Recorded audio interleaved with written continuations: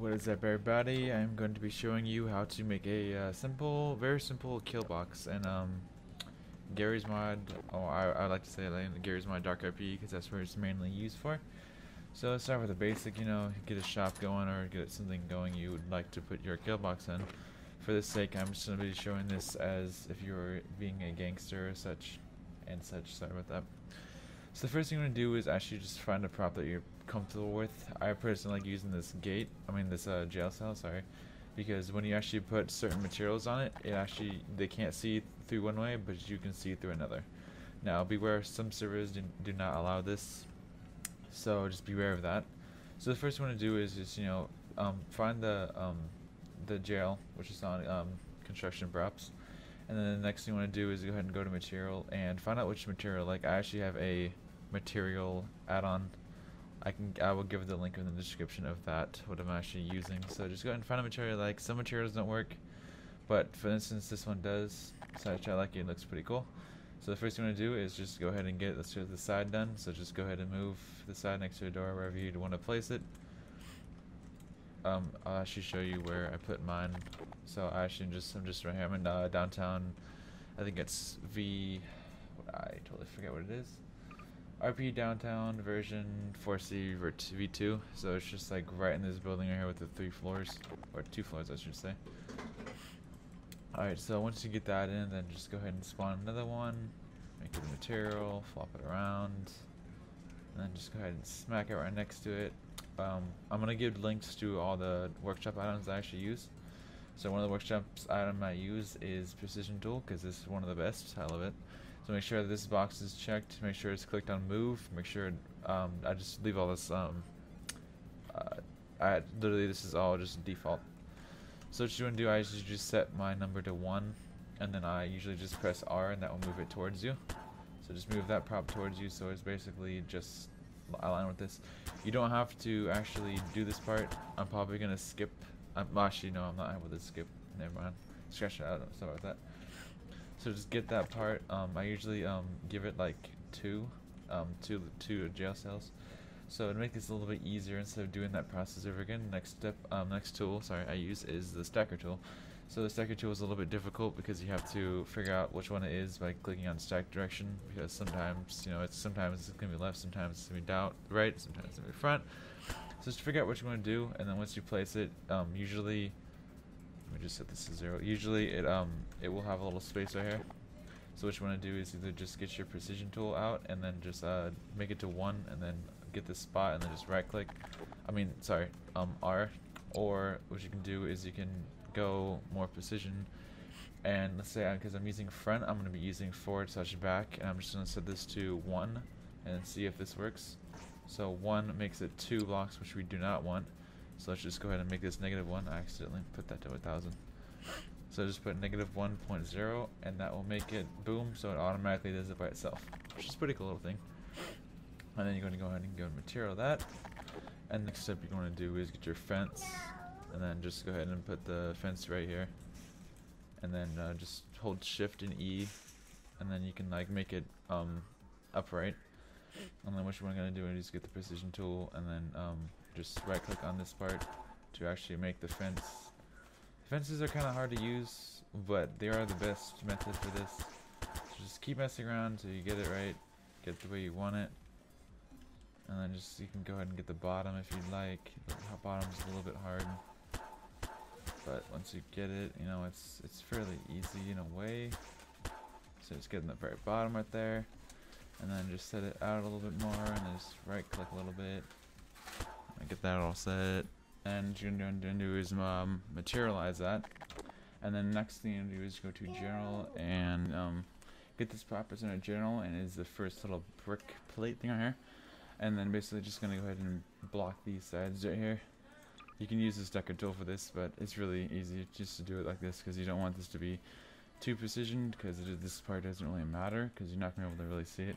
This is just basically to block the top of the actual spot, so you don't have people throwing in grenades or rocket launchers and just, blowing up the wall and then you taking damage.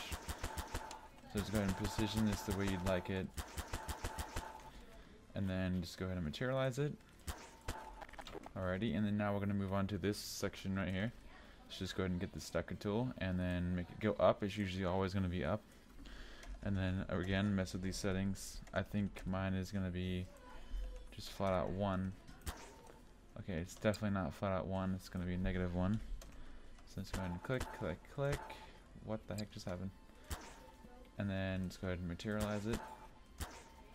And then after that step, let's just go ahead and start welding everything. So get your weld tool and just go ahead and left click everything.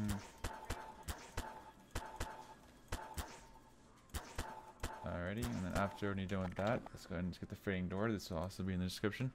So go ahead and click on whatever spot you want. I like using this spot. Just go ahead and get the top and the I personally like using that. Before we actually do that, well, since I already clicked it, so now when I press that button, it opens. Let's go over the top fuller. Let's make this a little bit more better looking than what it is before. So I'll just go ahead and put down the things, put down the settings, just make it a little bit high, and then just push it down so you don't have this big spot up here. And then now it gives it a little bit better look up here, not so much down here because you can see double layers, but it shouldn't matter. So let's go ahead and weld again.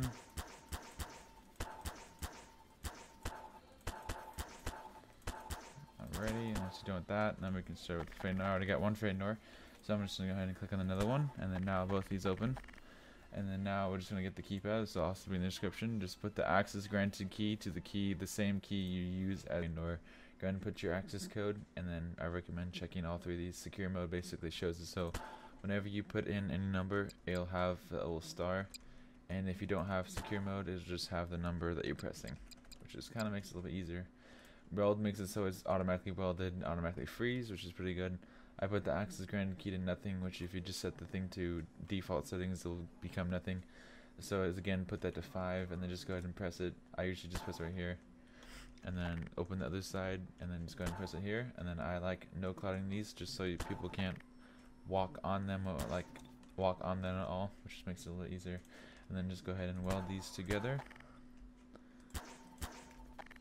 And then boom. Now what you can do is you can go ahead and, since everything is welded, you can just go ahead and right click, and it will, with your advanced duplicator, which I will give it in the description. If you go ahead and right click, it will duplicate everything, and if you left click, it will paste it.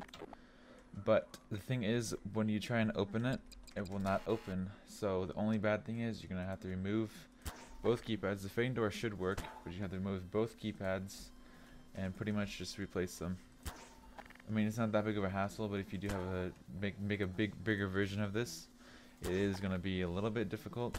So now it should work. 1, 2, 3, 5. There we go. Hold it for 5 seconds. So I mean, yeah, it's a cool little thing. I think I just messed this up. Yeah, but as I was saying, what it basically can do, yours shouldn't be like this. I actually did mess up, so I apologize for that. So now whatever you can do is you can, whenever you have a gun, you can actually, you can shoot some guns. You can shoot this shotguns. I don't think can, but snipers can. I'm 100% sure. Yeah, they can. I do not think submachine guns can't. But the thing, oh, yeah, you can. Okay, but what makes this good is that you can actually shoot the fence. So you can shoot the fence. So let's say someone's keypad cracking, you can just quickly go like this, boom, shoot him, he's dead. You know, you don't have to worry about that. And you can just, you know, go and spray. You can actually make a little defenses by going here and then choosing this prop. This prop's kind of good because you can like hide behind it. Another good prop is this one right here, which is a little like what's it called, crate barrel. I don't know how to explain it, but you cannot shoot this through anything. I actually tested almost every gun in the game, and it will not shoot through it. This is like impenetrable. So you can actually like color it and put this bar down. You can actually make it invisible, and you can just hide behind it. And then, you know, when you see somebody, you can go out and shoot, and just, you know, take cover and actually make it. It's a pretty cool thing. I like it a lot. So yeah, that is my tutorial on how to make that. So I thank you so much for watching this video, and if you're interested, make sure to check out my other videos. And yeah, I'll see you guys later. Thank you for watching, and bye bye.